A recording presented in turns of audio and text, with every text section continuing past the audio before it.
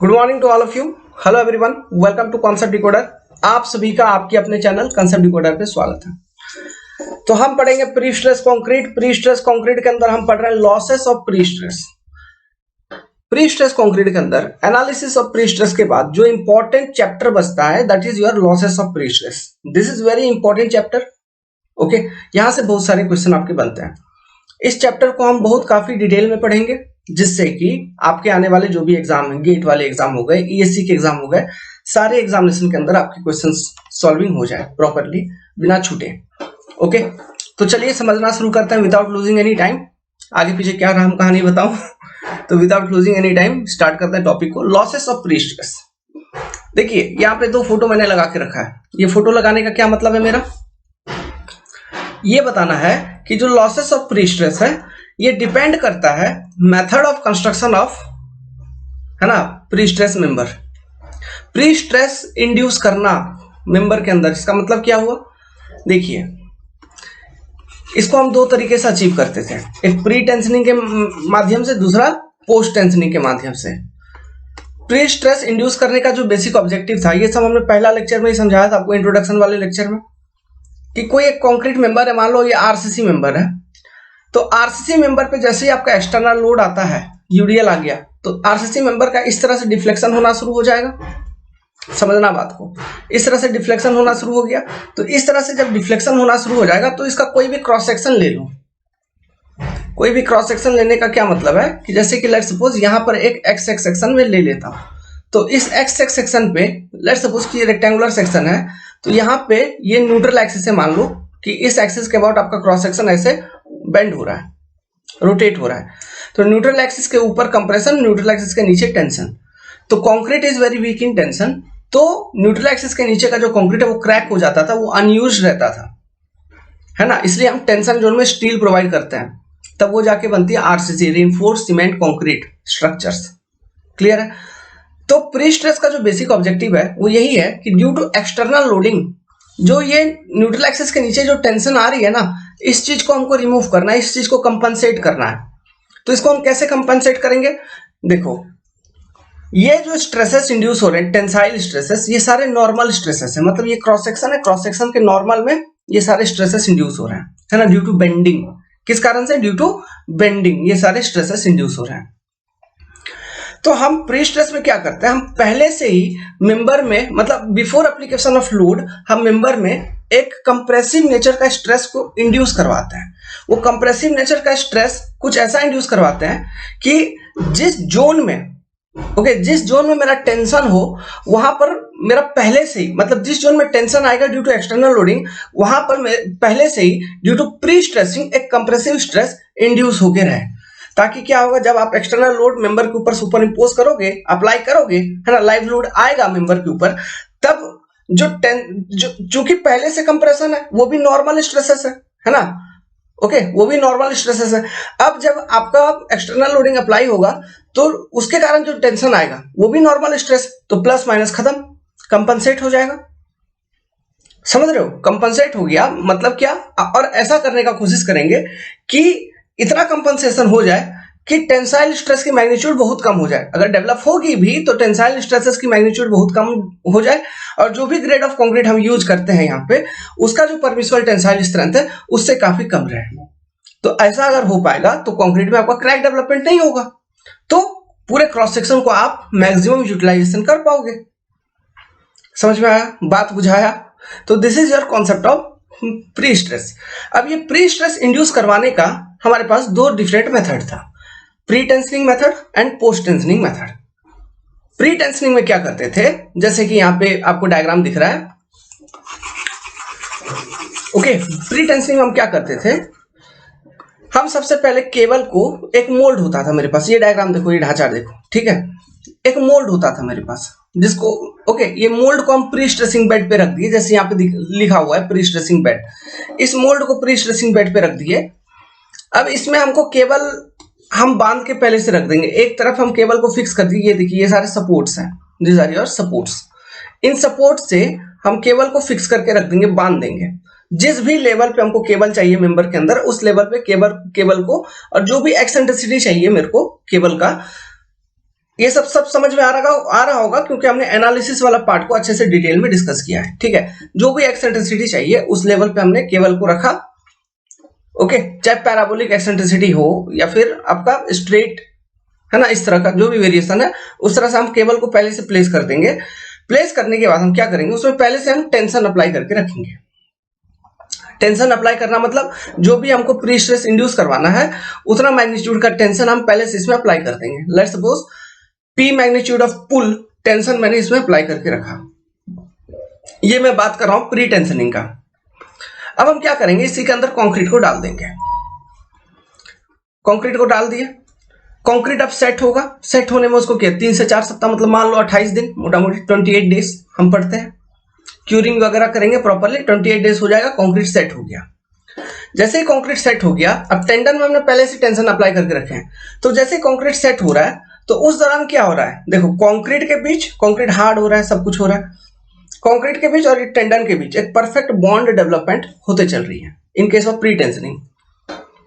समझ रहा है, क्योंकि कंक्रीट और टेंडन एक दूसरे के डायरेक्ट कांटेक्ट में है, तो इनके बीच में एक परफेक्ट बॉन्ड डेवलप होते चल रहा है। अब आप क्या करना, 28 दिन के बाद इन टेंडन को कट कर देना। जैसे यहाँ पे दिखा रहा है, टेंडन को कट कर दिए, खचाक। जैसे हम टेंडन को कट करेंगे तो देखो ये जो प्री स्ट्रेसिंग फोर्स P हमने अप्लाई किया है ना, ओके, ये अप्लाई किया with in the elastic limit of material. अब विद इन इलास्टिक लिमिट का प्रॉपर्टी को अप्लाई करो यहाँ पे। विद इन इलास्टिक लिमिट का जो प्रॉपर्टी है वो क्या है कि इलास्टिक लिमिट के अंदर किसी भी मटेरियल को स्ट्रेन अगर करेंगे, उसमें इलोंगेशन अगर प्रोवाइड करते हैं, और जैसे ही हम वो लोड को रिमूव करेंगे जिस कारण से वो इलोंगेशन आया है, तो वो इलोंगेशन रिड्यूस होने का कोशिश करेगा, वो मेंबर शॉर्ट होने की कोशिश करेगी। This is your basic definition of elastic limit. तो चूंकि यहाँ पे जो प्री स्ट्रेस है ये भी हमने with in elastic limit provide कर रखा है, तो जैसे ही मैं तार को कट कर दूंगा मतलब लोड रिमूव हो गया, जो प्री स्ट्रेस हमने अप्लाई पकड़ के रखा था उसको जकड़ के, वो चीज रिमूव हो गया ना, तो अब क्या करेगा, अब वो जो टेंडन है लेंथ को रिड्यूस करने का कोशिश करेगा, लेंथ को रिड्यूस करने का कोशिश करेगा। लेकिन चूंकि यहाँ पे बोल दिया मैंने कंक्रीट के बीच में, टेंडन के बीच में एक परफेक्ट बॉन्ड है, तो टेंडन अपना लेंथ रिड्यूस करने का कोशिश करेगा, तो क्या कंक्रीट उसको छोटा होने देगा? नहीं देगा, कंक्रीट छोटा होने नहीं देगा। लॉजिक बुझाया? क्यों छोटा होने नहीं देगा? क्योंकि उन दोनों के बीच में परफेक्ट बॉन्डिंग है, तो छोटा होने नहीं देगा। तो क्या होगा अल्टीमेटली, ये जो आपने टेंशन इसमें P अप्लाई करके रखा है ये रिवर्स हो जाएगी इसकी डायरेक्शन, ठीक है, और ये कुछ इस तरह से रिवर्स हो जाएगी, तो ये कुछ इस तरह से इस पे कंप्रेशन अप्लाई कर देगा इस लेवल पे, सेम अमाउंट का P, है ना। तो इसी के कारण एक प्री स्ट्रेस मेंबर में इंड्यूस हो जाएगा बिफोर लोडिंग। तो अब जब हम अप्लाई करेंगे लोड, उसके बाद जो भी उसका टेंशन प्रोफाइल आएगा उसको ये पहले से जो इसमें कंप्रेशन आपने डाल दिया उसको काउंटर बैलेंस कर देगा। तो मेरा हो गया, ये आपका बेसिक कॉन्सेप्ट है प्री स्ट्रेसिंग का। इन सब चीजों को एनालिसिस हमने डिटेल, एनालिसिस के अंदर इनका स्ट्रेस प्रोफाइल वगैरह भी हम लोग before at transfer stage and at final stage हमने इन सब चीजों को देखा था, जो डिजायर्ड स्ट्रेस प्रोफाइल है अपना, है कि नहीं, याद करो। तो उसी तरह का कुछ ये पोस्ट टेंशनिंग मेंबर है, बस डिफरेंस क्या है पोस्ट टेंशनिंग में, पोस्ट टेंशनिंग के माध्यम से जो प्री स्ट्रेस इंड्यूस करवाता है उसमें क्या डिफरेंस है, उसका कंस्ट्रक्शन मेथड क्या है, ये मैं इसलिए बता रहा हूं एक बार फिर से, क्योंकि जो लॉसेस ऑफ प्री स्ट्रेस है ना वो डिपेंड करता है इन कंस्ट्रक्शन मेथड के ऊपर। प्री टेंशनिंग में कुछ लॉस कम होता है, पोस्ट टेंशनिंग मेंबर में कुछ लॉस, एक दो टाइप का लॉस ज्यादा हो जाता है, ठीक है। तो वो एक दो टाइप ऑफ लॉस न्यू क्यों आ जाती है पोस्ट टेंशनिंग मेंबर में, इन सब चीजों को समझने के लिए इसके कंस्ट्रक्शन मेथड को समझना होगा, इसलिए थोड़ा सा एक लॉजिक बता रहा हूं। पोस्ट टेंशनिंग मेथड में हम क्या करते हैं, देखो ये मान लो आपका कास्टिंग बेड है, ठीक है, ये मोल्ड है ना, इसमें आपको मेंबर को कास्ट करना है। पोस्ट टेंशनिंग मेथड के माध्यम से जो प्री स्ट्रेसिंग किया जाता है वो जनरली ऑन साइट किया जाता है, ध्यान रखिएगा, ओके, ये ऑन साइट हम करते हैं। तो देखो हम क्या करते हैं, एक यहां पे पाइप छोड़ देते हैं, इसको डक्ट कहा जाता है। एक पाइप छोड़ दिया, इसको डक्ट कहेंगे, क्या कहेंगे, डक्ट, DUCT। अब ये डक्ट स्टील का हो सकता है या फिर polyvinyl chloride PVC, polyvinyl chloride PVC pipe, जैसे लेट्रिन वेट्रिन का पाइप नहीं लगता है घर के पीछे, वही वाला पाइप, एक डायमीटर का पाइप हम डक्ट छोड़ दिए। डक्ट छोड़ने के बाद क्या करते हैं, जैसे यहाँ पे आपको दिखा रहा है, एक तरफ हम प्लेट लगाते हैं, अच्छा, फिर प्री टेंशनिंग में जो प्री स्ट्रेस इंड्यूस हो रहा है मेंबर के अंदर, इसका ट्रांसफर मैकेनिज्म क्या है? By bond between concrete and steel. So जितना ज्यादा बॉन्ड स्ट्रेंथ होगा उतना अच्छा प्री स्ट्रेस आपका ट्रांसफर हो पाएगा, है ना। तो हाई बॉन्ड स्ट्रेंथ वहां पे डिजायरेबल है कंक्रीट का, इसके लिए हाई ग्रेड ऑफ कंक्रीट की रिक्वायरमेंट होगी, है ना। इसलिए जनरली आपने ये देखा होगा कि प्री टेंशनिंग में आपका जो मिनिमम ग्रेड ऑफ कंक्रीट है M40 एंड पोस्ट टेंशनिंग के लिए जो मिनिमम ग्रेड ऑफ कंक्रीट है इट इज M30, क्योंकि प्री टेंशनिंग का जो प्री स्ट्रेस ट्रांसफर मैकेनिज्म है इट इज बाय बॉन्ड, और इसमें बॉन्ड स्ट्रेंथ काफी ज्यादा होना है, समझ गए। तो high grade of concrete is necessary, desirable. तो M40 minimum grade of concrete हम प्री टेंशनिंग के केस में यूज करेंगे एंड पोस्ट टेंशनिंग के केस में M30 यूज होता है, क्योंकि यहाँ पे बताता हूं, अभी मैकेनिज्म समझ में आएगा। समझ में क्या आएगा बता रखा है आपको, ओके। प्री टेंस यहाँ पे जो प्री स्ट्रेस ट्रांसफर होता है मेंबर के अंदर वो ट्रांसफर होता है बाय बियरिंग एक्शन, क्योंकि ये जो प्लेट यहाँ पे लगाया, ठीक है, ये प्लेट लगाया यहाँ पे, तो इसका अब क्या काम है? देखो इस प्लेट से यहाँ पे देख रहे हैं इस फोटो में जो टेंडन है, आपने अंदर एक टेंडन डाल दिया और यहाँ पे अच्छे से इसको कस दिया। अच्छा, ये जो प्री स्ट्रेस इंड्यूस करने का तरीका, आप दोनों बगल से टेंशन अप्लाई कर सकते हो या फिर किसी एक बगल बांध दो, दूसरे बगल से टेंशन अप्लाई करो, किसी भी तरह से आप कर सकते हैं, आपके ऊपर डिपेंड करता है वो चीज। क्लियर है? तो अब देखिए, मतलब इन सब चीजों में कंफ्यूजन होने का जरूरत नहीं है। इंटरव्यू में यही सब चीज पूछेगा, कैसे करेंगे, क्या करेंगे, ठीक है, एकदम कॉन्फिडेंट रहो। अरे टेंशन नहीं तो अप्लाई करना है, दोनों बगल से खींच देंगे या फिर एक बगल बांध देंगे, किसी दूसरे बगल से खींच देंगे, मतलब पुल अप्लाई कर देंगे, समझ गए। इसके अंदर जाऊंगा मैं अभी लॉसेस पढ़ाने के लिए इसके अंदर ही जाऊंगा, तो देखना। तो एक तरफ टेंडन को बांध दिए जैसे यहाँ पे दिख रहा है, फिर दूसरी तरफ से एंकर सिस्टम, जैक सिस्टम, ये सब रहता है, जैक वगैरह, हाइड्रोलिक जैक वगैरह रहता है, ओके। उसमें हम टेंडन को बांध के रखते हैं, और यहाँ पे कुछ प्लेट वगैरह यहाँ पे लगा हुआ है, एक छोटा सा प्लेट देखिए, छोटू सा, अगर फोटो अच्छे से दिख रहा है तो, नहीं तो उसको जूम करता हूं, जूम हो गया लग रहा है। यहाँ पे देखो एक छोटा सा प्लेट लगा हुआ है, लगाइए प्लेट। इन प्लेट्स को हम कहते हैं बियरिंग प्लेट, इनको कहते हैं क्या? Bearing plate. और ये जैक सिस्टम है, ये जैक सिस्टम है, jack system, anchor system, okay, jack system है, मतलब इसी के थ्रू से हम पुल अप्लाई करेंगे। तो पोस्ट टेंशनिंग मेंबर में क्या है बेसिक डिफरेंस, कि इसमें जो हम पुल अप्लाई करेंगे वो कंक्रीट के सेट होने के बाद अप्लाई करेंगे। कहने का मतलब है, देखिए अभी आपने एक तरफ एंड में प्लेट को फिक्स कर दिया, फिर एक टेंडन पास करके छोड़ दिया है, यहाँ पे जैक सिस्टम है, टेंडन पास करके छोड़ दिया।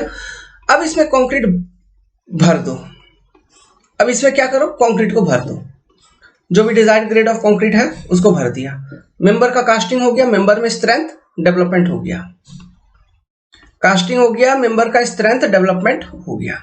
जब स्ट्रेंथ डेवलपमेंट हो गया तो अब क्या करोगे,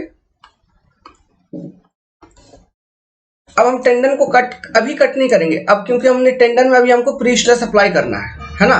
तो प्री स्ट्रेस अप्लाई करने का मैकेनिज्म क्या है, हम क्या करेंगे, अब इस तार को पकड़ के जैक सिस्टम से खींचेंगे।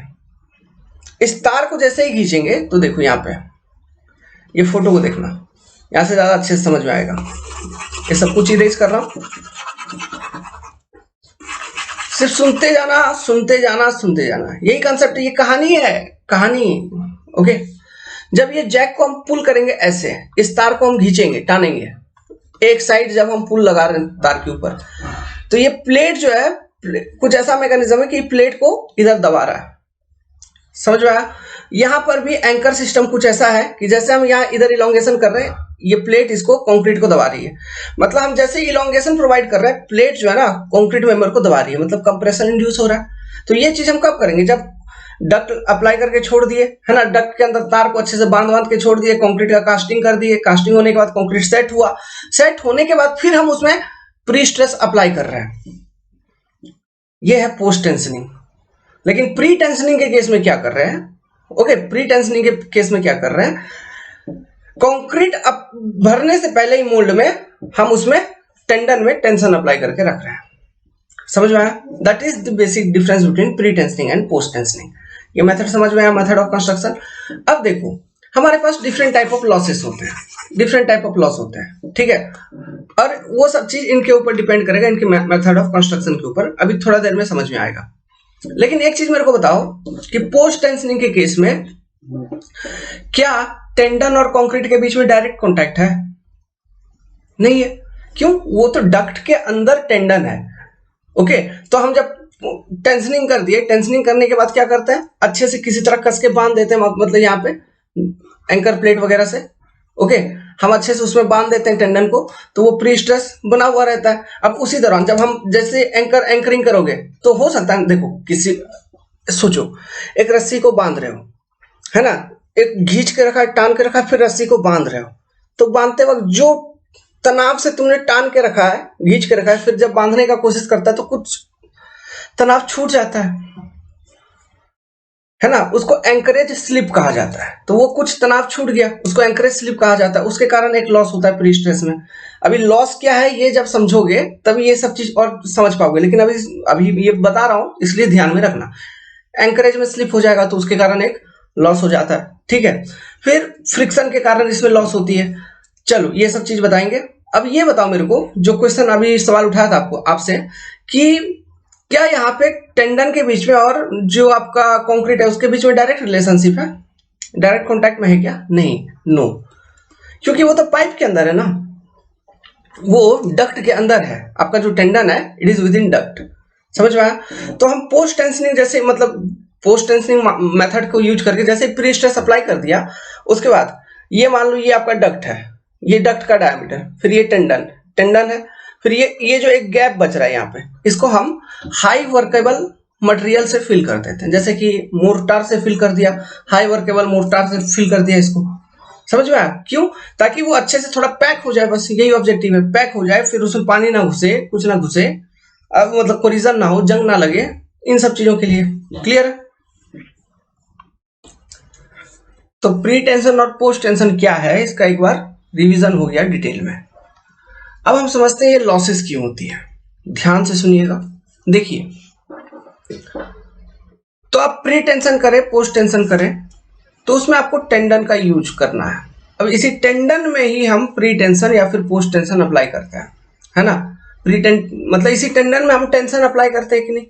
तो लेट्स सपोज एक टेंडन एक एंड पे मैंने फिक्स कर दिया, ठीक है, ये स्टील है एक तरह का, इसका let's suppose Young's modulus of elasticity है ES। इसके बारे में भी बताऊंगा कितना कितना कैसा कैसा Young's modulus of elasticity recommend किया है कोड ने। IS 1343 को अच्छे से डिटेल में पढ़ाएंगे, उसके ऊपर एक लेक्चर क्लास कंप्लीट लेंगे। लेट्स सपोज इस टेंडन का लेंथ है आपका L, इसका लेंथ कितना है L। अभी इसमें मेरे को टेंशन अप्लाई करना है, तो इसमें मेरे को टेंशन अप्लाई करना ऑफ मैग्नीट्यूड P। तो ये हम कैसे करेंगे? तो देखो बच्चा, जो बेसिक चीज है ना, जो मेजरेबल क्वांटिटी है, this is your strain. Stress is not measurable quantity, it is derived quantity. तो बेसिक मेजरेबल क्वांटिटी मेरा क्या है? स्ट्रेन। तो मैं स्ट्रेन अप्लाई करता हूं बेसिकली। जैसे कि ये टेंडन है, इसका मेरे को क्रॉस सेक्शन एरिया क्या होगा, area of cross section A, ये मेरे को पता है, नून है, इट इज नून। अब इस टेंडन में मेरे को कितना प्री स्ट्रेसिंग फोर्स अप्लाई करना है वो भी मेरे को पता है, क्योंकि ये डिजाइन कर लिया मैंने, तो इतना मेरे को प्री स्ट्रेसिंग फोर्स अप्लाई करना है इनिशियली, मान लो इतना अप्लाई करना है, ये भी मेरे को पता है। तो फोर्स इक्वल टू क्या होता है, हम कैसे लिख सकते हैं मैकेनिक्स के भाषा में? Stress into cross section area, stress into cross section area, इस तरह से फोर्स लिख देंगे। अब ये स्ट्रेस का वैल्यू आप कैसे निकालोगे? Sigma P, let's suppose stress in the tendon due to pre-stressing force, sigma P will be your strain into Young's modulus of elasticity। Analysis में मैंने पहले ही एजम्पशन ले लिया था कि यहाँ पे मटेरियल जो लीनियर इलास्टिक बिहेवियर है दोनों का, कंक्रीट और स्टील का, तो हुक्स लॉ यहाँ पे वैलिड होगा। तो हुक्स लॉ वैलिड होगा, तो according to Hooke's law stress is directly proportional to strain, तो वो चीज भी एप्लीकेबल हो जाएगी। तो हुक्स लॉ को यूज करके मैं sigma P equal to strain into ES करके हम निकाल सकते हैं इजीली। समझ में आ रहा है? तो ये पता चल गया, तो यहां से हमको P पता चल जाएगा। ओके, P पता चल जाएगा। तो ये P के लिए corresponding to this value of P हमको कितना स्ट्रेन अप्लाई करना है, हम ये यहां से मेजर कर लेंगे। तो स्ट्रेन इक्वल टू क्या होता है, सुनिएगा, स्ट्रेन इक्वल टू क्या होता है? It is your elongation produce delta L या फिर contraction divided upon original length of the member, जिसको हम गेज लेंथ भी कहते हैं। Okay, this is original length of the member, this is your strain. समझ में आ रहा है? तो वंस यू गेट स्ट्रेन और आपको original length of the member पता है, तो यहां से आपको पता चल जाएगा corresponding to particular value of P इस मेंबर में मेरे को कितना इलोंगेशन प्रोवाइड करना है। लेट्स सपोज आपने कैलकुलेट किया और आपने पता किया कि इस मेंबर में मान लो prestressing force P induce करवाना है, तो आपको इतना का डेल्टा एल इसमें अप्लाई करना होगा। तो इतने डिग्री से हमने इलोंगेट कर दिया with in elastic limit member को। तो अगर इतने डिग्री से इलोंगेट कर दिया तो इसका मतलब ये हो गया कि वहां पर ऑटोमेटिकली, है ना, इस मेंबर के अंदर एक स्ट्रेस इंड्यूस हो जाएगी जिसका वैल्यू है सिग्मा पी। क्योंकि इतने डिग्री से इलोंगेट करके क्या किया आपने, उसको वहीं पे पकड़ के रखा है, जकड़ के रखा है, अगर, है ना, तो मतलब स्ट्रेन इज रजिस्टर्ड, यहाँ पे उसको पकड़ के रखा है। जो स्ट्रेन है उसको छोड़ दोगे तो तब ना खत्म होगा, लेकिन यहाँ पे स्ट्रेन आपने अप्लाई करके पकड़ के रख दिया टेंडन को, तो आप छोड़ोगे, है ना, तब क्या हो रहा है, तब कंक्रीट और टेंडन के बीच में बॉन्ड बन जा रही है, तब उससे फिर मतलब स्ट्रेन आपका फिर रजिस्ट हो जा रहा है, तो वो स्ट्रेस इंड्यूस कर देता है। समझ में आ रहा है? ओके, तो इतना का डेल्टा एल हमने इसमें अप्लाई कर दिया, तो इसके करस्पॉन्डिंग जो इसमें फोर्स डेवलप हो गया प्री स्ट्रेसिंग फोर्स, इसको मैंने कह दिया पी। समझ गए? तो दिस इज हाउ हम इसमें मतलब टेंडन के माध्यम से प्री स्ट्रेस को इंड्यूस करवाते हैं। ये आपका एक ये बेसिक चीज है। तो यहाँ पे जो मेन चीज है वो क्या है, डेल्टा एल, दिस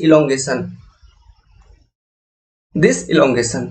अभी जैसे कि मैंने आपको अभी समझाया pre tensioning method, pre tensioning में हमने आपको समझाया कि टेंडन में पहले से एक टेंशन अप्लाई करके रखा, मतलब एक डेल्टा एल प्रोवाइड करके रखते हैं elongation within elastic limit of the material. अब इलोंगेशन प्रोवाइड करके रखे within elastic limit of material, जिसके करस्पॉन्डिंग आपका उसमें मेंबर में एक prestressing force of magnitude P आ रहा है। ठीक है, फिर कंक्रीट को डाल दिए, कंक्रीट सेट हो गया, फिर हम टेंडन को कट कर देते हैं।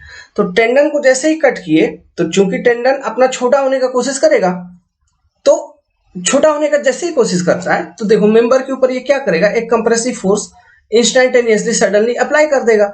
लेकिन चूंकि वहां कंक्रीट और टेंडन के बीच में परफेक्ट बॉन्ड है, तो उतना तो वो छोटा होगा नहीं, लेकिन चूंकि ये जो कंप्रेसिव फोर्स इधर रिवर्स हो गई, ये उल्टा डायरेक्शन में लग रहा है, तो कुछ ना कुछ कंक्रीट का जो मेंबर है इसका लेंथ छोटा होगा। तो मान लो कंक्रीट का लेंथ, जो मेंबर का लेंथ है वो था पहले एल, इसमें आपने इलोंगेशन प्रोवाइड किया था डेल्टा एल, जिसके करस्पॉन्डिंग आपका ये प्री स्ट्रेसिंग फोर्स था उसमें पी। लेकिन टेंडन को कट करने के बाद कुछ ना कुछ मेंबर छोटा होगा, ये कंक्रीट वाला मेंबर बोल रहा हूं, है ना, तो क्योंकि उस पर कंप्रेसिव फोर्स लग रहा है ना, तो दोनों बगल से मान लो कुछ छोटा हो गया। समझ में आया? दोनों बगल से कुछ छोटा हो गया। अब ये जो कुछ छोटा हुआ, ओके, इनका टोटल सम हम कहते हैं इसको डेल्टा एल डैश। तो चूंकि यहाँ टेंडन और कंक्रीट के बीच में एक परफेक्ट बॉन्ड है, तो कंक्रीट का मेंबर जितना छोटा होगा उतना ही छोटा टेंडन भी होगा, हम ये मान के चलेंगे। तो उतना ही छोटा अगर टेंडन हो रहा है, मतलब टेंडन में जो आपने इलोंगेशन डेल्टा एल प्रोवाइड करके रखा था, इसमें कुछ ना कुछ इलोंगेशन कम हो गया। इलोंगेशन कम हो गया कहने का मतलब कितना कम हो गया, लेट्स सपोज कि delta L minus delta L dash amount से आपका ये अब इलोंगेशन रहा, है ना, ये आपका इलोंगेशन बचा। तो ये इलोंगेशन बचा, तो अब स्ट्रेन निकालो। स्ट्रेन इक्वल टू क्या होगा, delta L minus strain equal to यही डिवाइड कर दीजिए, है ना, डिवाइडेड बाय ओरिजिनल लेंथ। तो देखो पहले जो स्ट्रेन था उसके कंपैरिजन में अब स्ट्रेन कम हो गया क्या टेंडन के अंदर। अब ये कम क्यों हुआ, due to elastic shortening of concrete member. क्या, due to elastic shortening of concrete member, कहने का मतलब जैसे ही आपने टेंडन को कट किया, एक कंप्रेशन फोर्स अप्लाई हुआ एक झटके में इनिशियली, इसके कारण कंक्रीट का मेंबर जो है कुछ अमाउंट दब गया। और चूंकि यहाँ पे कंक्रीट के बीच में और टेंडन के बीच में परफेक्ट बॉन्डिंग है, इसलिए टेंडन भी कुछ अमाउंट से दब गया, मतलब उसका स्ट्रेन कम हो गया। समझ आ रहा है? कंक्रीट के दबने के कारण कंक्रीट मेंबर के लेंथ में घटोतरी या फिर शॉर्ट होने के कारण आपका स्ट्रेन इन टेंडन कम हो जा रहा है, टेंडन का भी लेंथ कम हो रहा है, मतलब उसका इलोंगेशन कम हो रहा है, मतलब उसका भी स्ट्रेन कम हो जा रहा है टेंडन में जो आपने पहले अप्लाई किया था। तो स्ट्रेन अगर कम हो गया, तो हमको पता है stress is directly proportional to strain, Young's modulus of elasticity constant है, stress is directly proportional to strain. अब स्ट्रेन कम हो गया तो स्ट्रेस इन स्टील जब हम कैलकुलेट करेंगे तो हम इस वाले स्ट्रेन का वैल्यू को यूज करेंगे, तो ये वाला जो स्ट्रेन है ये कम वैल्यू है, तो मतलब स्ट्रेस इन स्टील भी मेरे को कम मिलेगा। तो इसका मतलब ये हुआ कि जब हम डेल्टा एल इलोंगेशन प्रोवाइड किए थे तो उसके करस्पॉन्डिंग जो स्ट्रेस था सिग्मा पी, अब इस वाले इलोंगेशन के करस्पॉन्डिंग स्ट्रेस होगा sigma P dash, which will be obviously sigma P will be greater than sigma P dash. इसका मतलब prestressing force P corresponding to sigma P will be greater than P dash. बुझाया? अगर ये ज्यादा है ना, मतलब ये पी डैश आपको मिल रहा है जो कि कम है एज कंपेयर टू जो इनिशियली अप्लाई किया था, कम मतलब कुछ घट गया कुछ लॉस हो गया, मतलब कुछ घट गया कुछ लॉस हो गया ना। तो ये लॉस का मैकेनिज्म कि आपका जो भी डिफरेंट फैक्टर है उसके कारण क्या होता है कि आपका स्ट्रेन कम हो जाता है टेंडन में। टेंडन में क्या होता है, स्ट्रेन कम हो जाता है जिसके कारण लॉसेस होती है। अब ये जो टाइप ऑफ लॉस मैंने आपको एक्सप्लेन किया concept, in case of pre tensioning due to elastic shortening of concrete member, मतलब जैसे आप प्री स्ट्रेस को ट्रांसफर करते हो तो कंक्रीट भी शॉर्ट हो जाता है।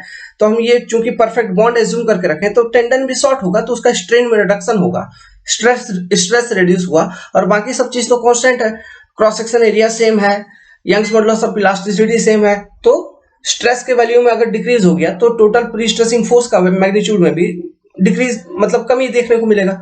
अगर वो भी कम हो गई मतलब लॉस हो गई। समझ में आया? So this is your loss. So loss is basically due to reduction of strain, है ना, रिडक्शन ऑफ स्ट्रेन। इलोंगेशन जो आपने प्रोवाइड करके रखा था जिसके करस्पॉन्डिंग एक प्री स्ट्रेसिंग फोर्स था, उस इलोंगेशन में कमी होते रहेगी एट डिफरेंट टाइम।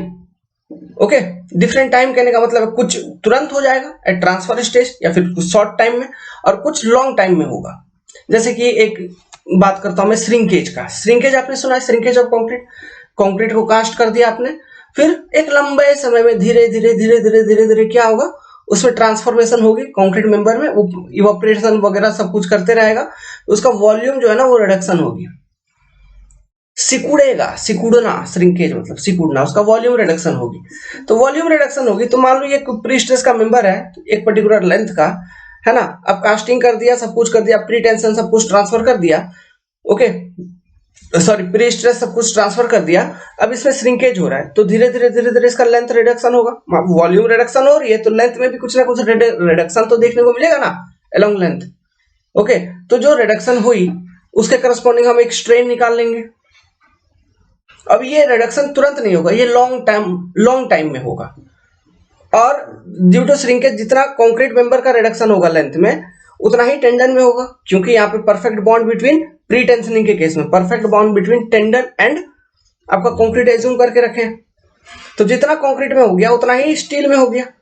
ओके, ये टेंडन में हो गया लेंथ रिडक्शन, तो इलोंगेशन फिर रिड्यूस कर गया कुछ अमाउंट से, तो उसके कारण फिर लॉस होगा। तो ये लॉन्ग टर्म लॉस है, मतलब ये श्रिंकेज ऑफ कंक्रीट तुरंत नहीं होता है, टाइम डिपेंडेंट है। जैसे श्रिंकेज हो गया due to loss due to creep हो गया, लॉस ड्यू टू फ्रिक्शन हो गया, फ्रिक्शन के कारण लॉस केवल पोस्ट टेंशनिंग में होता है, प्री टेंशनिंग में नहीं होगा। तो ये सारी जो लॉसेस हैं, ये जो तीन अभी बताया, फ्रिक्शन के कारण, क्रीप के कारण एंड श्रिंकेज के कारण, this are time dependent. Okay, and इसलिए इसको हम लॉन्ग टर्म लॉसेस भी कहते हैं, शॉर्ट टर्म लॉसेस ये नहीं है, this are long term losses. Okay, so और ये जो अभी एक लॉस बताया, loss due to elastic shortening of the concrete, है ना, ये लॉस आपका प्री टेंशनिंग में होता है, पोस्ट टेंशनिंग में भी होगा, लेकिन उसका एक स्पेशल कंडीशन है, उस कंडीशन के करस्पॉन्डिंग पोस्ट टेंशनिंग में लॉस होगा। ओके, तो इस तरह के डिफरेंट लॉसेस हैं, इसके ऊपर हमको स्टडी करना है, जो कि अभी स्टडी करेंगे। लेकिन अभी आपको लॉस का कॉन्सेप्ट समझ में आया क्या? बिल्कुल आया। अच्छा, ये जो श्रिंकेज वाला मैंने बात बोला, देखो याद आते रहता है तो बात करते रहता हूँ। ये जो श्रिंकेज वाला मैंने बात बोला, तो यहाँ पे देखना, श्रिंकेज में एक पॉइंट मैंने बोला कि अगर टेंडन और कंक्रीट के बीच में अगर परफेक्ट बॉन्डिंग है तो टेंडन जितना लेंथ रिड्यूस करेगा उतना ही कंक्रीट का जितना मतलब स्ट्रेन आएगी, जितना लेंथ उसमें रिडक्शन होगी, श्रिंकेज होगी, उतना ही लेंथ से रिड्यूस कर जाएगा टेंडन, तो उसके करस्पॉन्डिंग आपका स्ट्रेन डेवलप होगा, स्ट्रेन रिडक्शन होगी इसमें स्टील में, तो उसके करस्पॉन्डिंग स्ट्रेस रिडक्शन हुई, तो प्री स्ट्रेस में रिडक्शन हुई, तो वो एक लॉस हुआ। तो ये जो है loss due to shrinkage, okay, in pre stress, ये चीज आपको प्री टेंशन मेंबर में ज्यादा देखने को मिलेगा, लेकिन पोस्ट टेंशन में कम देखने को मिलेगा, क्योंकि पोस्ट टेंशनिंग मेंबर में कंक्रीट और टेंडन के बीच में उतना बॉन्डिंग है नहीं।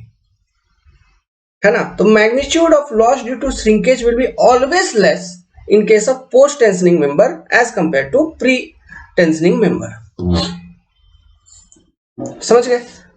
ऐसे ही छोटे मोटे लॉजिक ऑब्जेक्टिव क्वेश्चन में डाल देते हैं। हमको लगता है पहाड़ है, भारी है, लेकिन वो है कुछ नहीं। और इन सब चीजों को बताने के लिए मैं एक सेलिब्रिटी जैसा आऊं, उसका भी कोई मतलब नहीं है। आप लोग पढ़िए, मन लगा के पढ़िए, बस यही ऑब्जेक्टिव है। बिजनेस स्ट्रेटेजी छोड़ो यार, इन सब चीजों को बोलूंगा तो बच्चे लोग बहुत अजीब अजीब तरह के कमेंट कर देते हैं। पढ़ने पे ध्यान दीजिए, पढ़िए। सोशल वर्क और एक तरह का लॉस के बारे में बताता हूं। देखो, ये नॉर्मल फिनोमेना है, यही सब चीज लॉस होता है ना, यही सब लॉस मैकेनिज्म है। मान लो you are an electrical engineer, अब सिविल का बात ही नहीं कर रहा हूं, तुम एक इलेक्ट्रिक इंजीनियर हो, 2 खंबा गाड़ दिया है, टावर है। अब हाई टेंशन वायर आपको STW पास करना है, मतलब इलेक्ट्रिक वायर। तो आपने क्या किया, 2 खंभों के बीच में एक वायर को अच्छे से कस के बांध दिया, मस्त कस के बांध दिया, ठीक है। अब धीरे धीरे क्या होगा, विद टाइम जो टेंशन से आपने इसको बांध के रखा था, है ना, वो धीरे धीरे रिलैक्स होगी, वो कमेगी, और आप देखोगे ये झूल जाएगा, लटक जाएगा। इस तरह से तार लटक जाता है ऑब्वियसली। तो इसको कहा जाता है stress relaxation. Stress relaxation,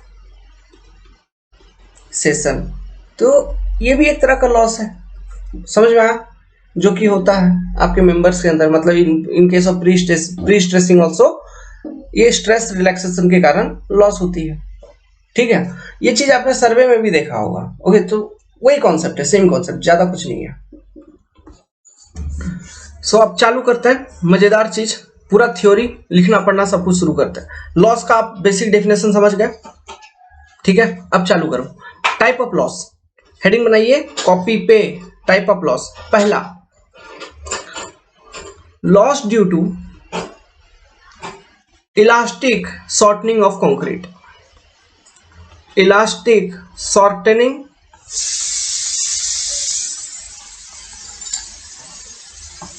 gate बंद करिए।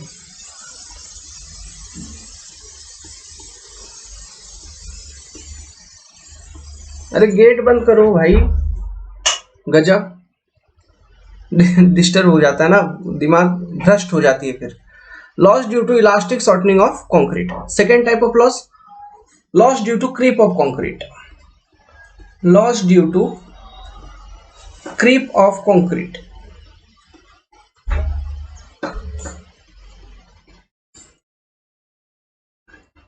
तीसरा type of loss, loss due to shrinkage of concrete. नाम याद रखिए पहले, है ना, श्रिंकेज ऑफ कंक्रीट, ठीक है। फोर्थ और क्या बोला था, loss due to relaxation of stress in steel. Loss due to relaxation of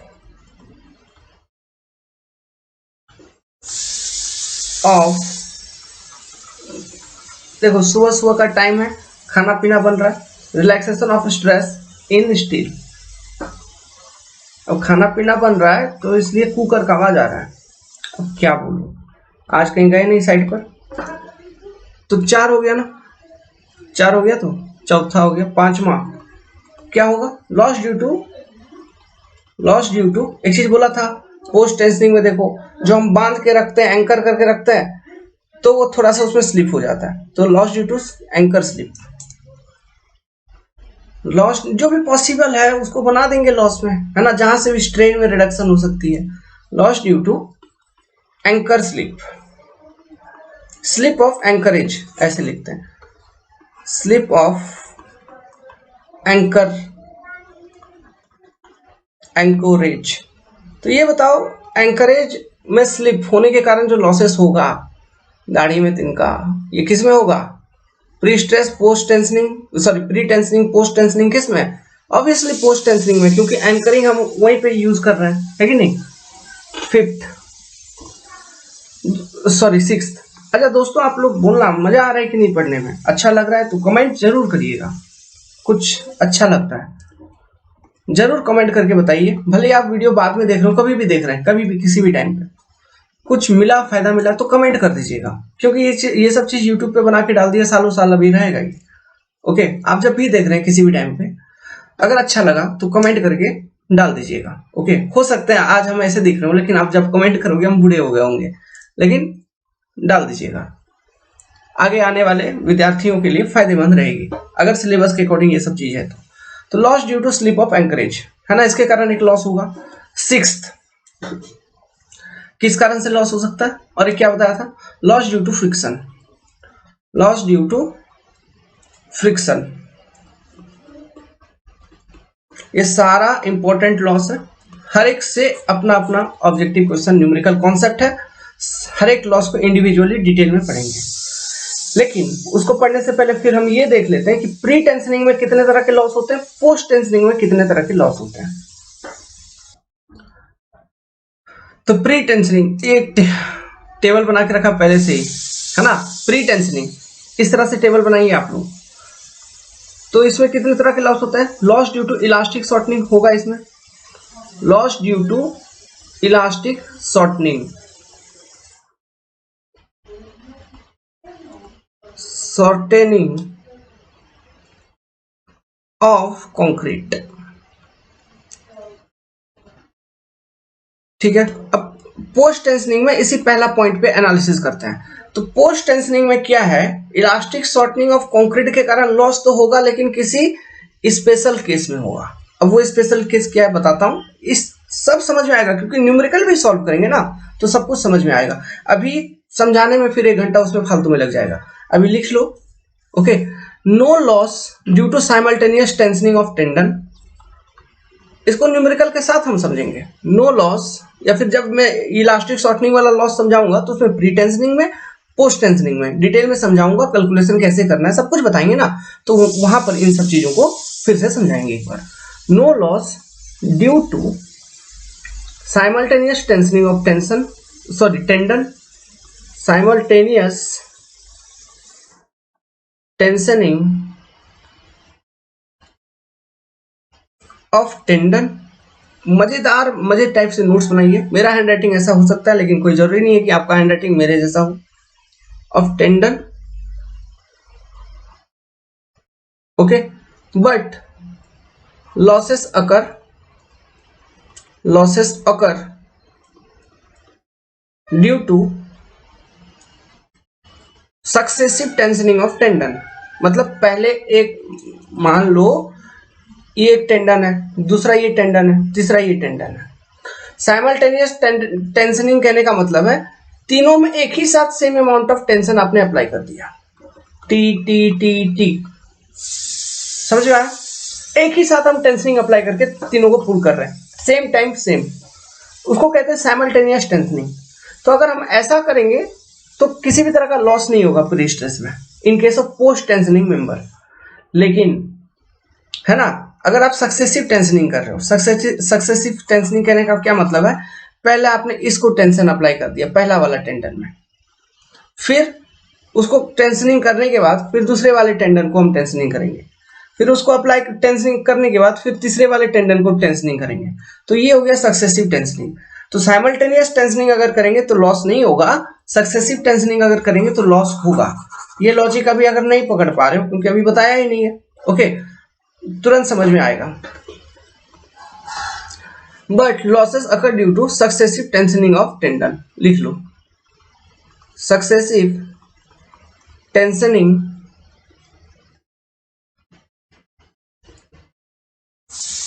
of tendon. ये क्लियर है, ठीक है। सेकेंड टाइप ऑफ लॉस जो प्री टेंशनिंग में होगा वो क्या होगा, loss due to creep of concrete,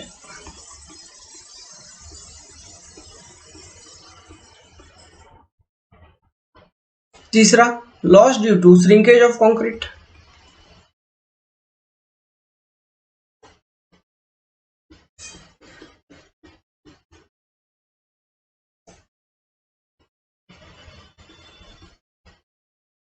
चौथा loss due to relaxation of steel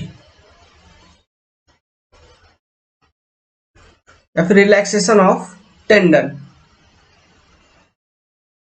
ठीक है, बस ये 4 तरह का लॉस होगा आपको इन case of pre tensioning. Okay, तो पोस्ट टेंशनिंग में अब हमने पहला वाला लॉस तो देख ही लिया। ओके, पहला वाला लॉस इलास्टिक शॉर्टनिंग के कारण कैसे होता है, अगर साइमल्टेनियस टेंशनिंग करेंगे तो किसी भी तरह का लॉस नहीं, सक्सेसिव टेंशनिंग ऑफ टेंडन अगर किया जाए तो लॉसेस होती है। वो कैसे लॉस डेवलप होगा सब लॉजिक के साथ समझ में आएगा। अब मैं इसको यहाँ पे इरेज करता हूं क्योंकि यहाँ पे लिखने के लिए मेरे को जगह नहीं है। आप कॉपी में वो लिखे हैं तो उसके आगे का मैं लिखता हूं। उसके आगे का क्या, उसके आगे का सेम है। सेम मतलब सारे लॉस इसमें होंगे, बाकी के सारे कहने का मतलब है ये 2 से जो 4 लिखा हूं। ओके, सेकेंड नंबर क्रीप के कारण लॉस होगा, इसमें भी क्रीप ऑफ कंक्रीट के कारण लॉस होगा, श्रिंकेज के कारण भी थोड़ा मोड़ा लॉस होगा, श्रिंकेज के कारण भी थोड़ा मोड़ा होगा, फिर रिलैक्सेशन ऑफ स्टील के कारण भी होगा। ये कुकर का आवाज मेरे को बहुत परेशान किया है, बुरा लग रहा है। रिलैक्सेशन ऑफ स्टील के कारण भी होगा। फिर पांचवा एंकरेज स्लिप के कारण भी होगा, loss due to anchorage slip.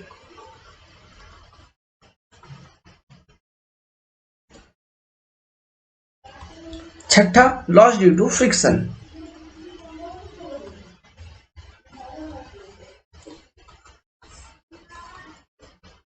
तो यहां से भी एक ऑब्जेक्टिव क्वेश्चन बन जाता है आपका कि किसमें प्री टेंशनिंग के केस में कितने तरह के लॉस होंगे, पोस्ट टेंशनिंग के केस में कितने तरह के लॉस होंगे। तो आप मोटा मोटी देख पा रहे हो पोस्ट टेंशनिंग में लगभग सारे ही लॉस हैं। प्री टेंशनिंग में loss due to anchorage slip, क्योंकि एंकरेज वाला कोई सिस्टम ही नहीं है इसलिए एंकरेज स्लिप के कारण लॉस नहीं, और फ्रिक्शन के कारण कोई लॉस नहीं। ठीक है, ये प्री टेंशनिंग में लॉस नहीं देखा जाता, लेकिन पोस्ट टेंशनिंग में ये 2 लॉस ऐड हो जाता है। और इलास्टिक शॉर्टनिंग वाला जो लॉस है पहला वाला, उसमें क्या है कि साइमल्टेनियस टेंशनिंग के कारण कोई लॉस नहीं, सक्सेसिव टेंशनिंग के कारण लॉस डेवलप हो जाती है। अब इसमें एक नोट पॉइंट बना के लिखिए, एक नोट पॉइंट। ठीक है, ये इंपॉर्टेंट नोट पॉइंट यहीं पे लिखवा देता हूं कि जो श्रिंकेज के कारण लॉस है ये हमेशा ज्यादा होगा आपका in case of pre tension member, always. Okay, loss due to अरे नोट ठीक है, note NOTE, loss due to shrinkage of concrete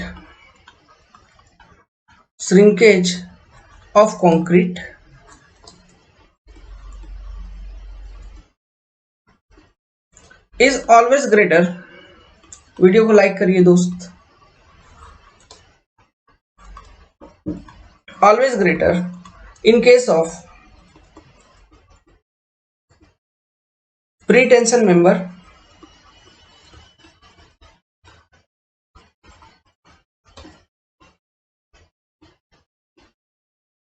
as compared to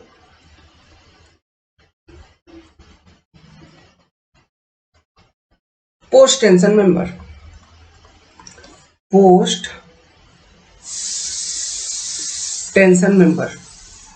अब खाना बनाने की बात पढ़ाऊंगा, मैं नहीं बना रहा हूं, आपकी मिसेज मतलब हमारी मिसेज बना रही है, लेकिन सीटी तो आ रहा है ना।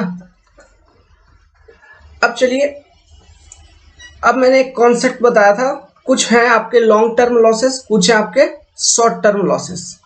तो इस चीज को भी जरा देख लेते हैं कि कौन से आपके लॉन्ग टर्म लॉसेस हैं, कौन से आपके शॉर्ट टर्म लॉसेस हैं। ये भी ऑब्जेक्टिव क्वेश्चन में आपसे पूछा जाएगा। तो देखो, टोटल अपने पास 6 लॉस है, 6 में 3 शॉर्ट टर्म है, 3 लॉन्ग टर्म है। शॉर्ट टर्म क्या होगा, पहला इलास्टिक शॉर्टनिंग ऑफ कंक्रीट, क्योंकि ये ट्रांसफर स्टेज पे ही हो जा रहा है ना, ड्यूरिंग प्री स्ट्रेस ट्रांसफर, तो ये शॉर्ट टर्म है। इलास्टिक शॉर्टनिंग ऑफ कंक्रीट,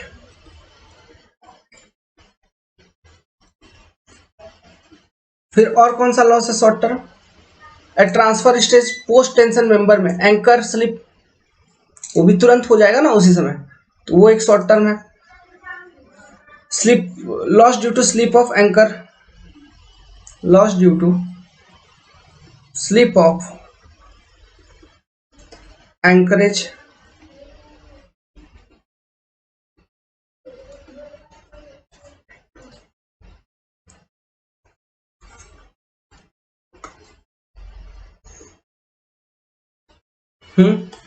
तीसरा और क्या, लॉस ड्यू टू फ्रिक्शन, ये शॉर्ट टर्म है। मेरे को ध्यान में आ रहा है लॉस ड्यू टू फ्रिक्शन हमने लॉन्ग टर्म बोल दिया था क्या, अगर बोला होगा तो गलत है, ठीक है, बुला गया होगा, स्पेलिंग मिस्टेक, मेरे को ध्यान में आ रहा है, देखो मैं जो बोलता हूँ ध्यान में रहता है, मेरे को लग रहा था लॉस ड्यू टू अगर बोला है तो वो मैं स्ट्रेस रिलैक्सेशन बोलने वाला था, फ्रिक्शन बोला गया, लॉस ड्यू टू फ्रिक्शन। तो शॉर्ट टर्म लॉसेस देखो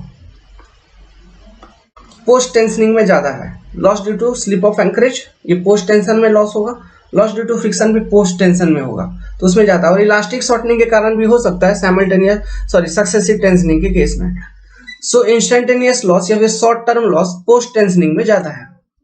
लॉन्ग टर्म लॉसेस, पहला श्रिंकेज, नहीं क्रीप लिख लो, सबसे famous creep due to, creep में क्या होता है, क्रीप जो होता है it is due to permanent loading, है ना, जैसे dead load is one type of permanent loading. Permanent loading के कारण एक इलोंगेशन होती है जो कि प्लास्टिक जोन में चली जाती है, उसके कारण एक लॉस हो जाता है। Okay, so loss due to creep of concrete, detail में समझाएंगे सब कुछ, फैक्टर इफेक्टिंग ये वो सब कुछ लिखवा देंगे, टेंशन लेने का नहीं।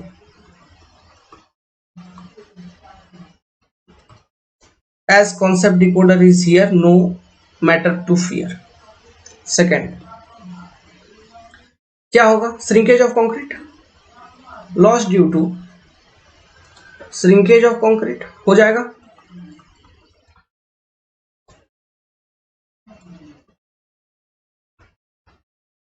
और क्या हो जाएगा, रिलैक्सेशन ऑफ स्टील भी लॉन्ग टर्म होगा, मतलब बिजली के तार के, मतलब बिजली का तार बांध दिया दो खंभा के बीच तो ये तुरंत लटकेगा क्या, नहीं, कुछ टाइम के बाद होता है कि नहीं, ठीक है। अब मैं बच्चा लोग साइट जाने वाला हूं, ओके, सो दीपावली के बाद निकल जाऊंगा साइट, क्योंकि चल नहीं रहा आजकल, इतना ज्यादा एडवर्टाइजमेंट कर दिया ये, ठीक है, तो हम लोग तो छोड़ो यार, इसलिए कुछ हो नहीं रहा है, रिसोर्स बन नहीं रही है, मतलब बहुत ज्यादा कमी है, मैं क्या बताऊं, काफी बहुत दिक्कत हो रही है, मतलब लगभग हो ही नहीं रहा है, एक तो प्रचार वर्चार उतना व्यूज अपना रहता नहीं है, बच्चे भी नहीं आ रहे हैं, जो भी आप लोग देख रहे हैं देखिए, I am going to side after Deepavali and वहीं से कंटिन्यू रखूंगा, करेंगे वहीं से करेंगे। Loss due to relaxation of,